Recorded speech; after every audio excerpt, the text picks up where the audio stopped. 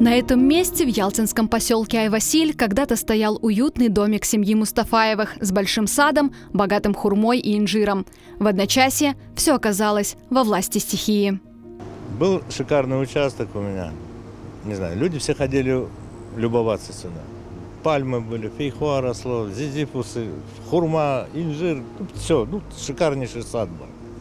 Снесло все в одночасье, остались без жилья, без сада, без огорода, без участка, можно сказать. Видите, все засыпало. 3-метровым слоем. Щебенки. Или что это, сель, я не знаю, как это назвать, я первый раз это вижу. Еще утром 18 июня ничего не предвещало беды. Ленурбей занимался привычными делами.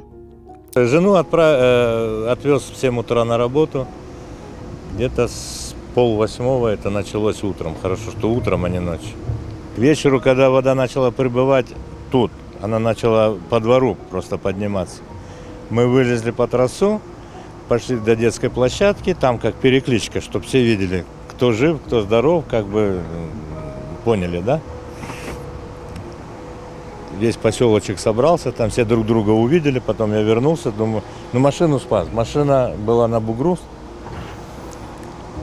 залез в машину, сына сразу друзья забрали. Я говорю, я буду в машине спать. Опять залезли в окно, кое-какие документы собрали, вылезли, все, остальное все утонуло. Хозяйство. Семье Ленура Мустафаева ничего не удалось спасти из имущества. Все осталось под завалами камней. Куры, индюки, кролики, перепелки. Ничего, все утонуло. Всех засыпало. Имущества вообще никакого не осталось. Засыпало все. У меня тапочки, вон и тот друга тапочки. Ничего у меня нет. Гол как сокол.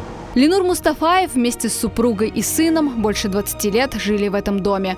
Постепенно они обустраивали и облагораживали свое жилище.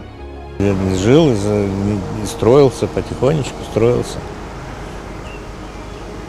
Даже не знаю, как теперь быть. И что-то надо начинать. Поздно, правда, но бесцельно утраченные годы. Да, года уже не те, конечно,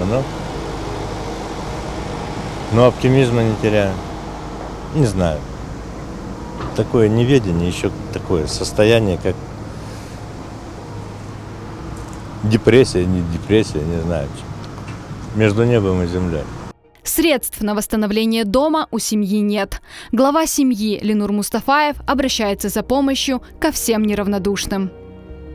Если есть такие люди, если остались такие люди, пусть помогут, чем могут. Что делать? Я даже не знаю, никогда ничего не просил. Но вот чувствую себя плохой.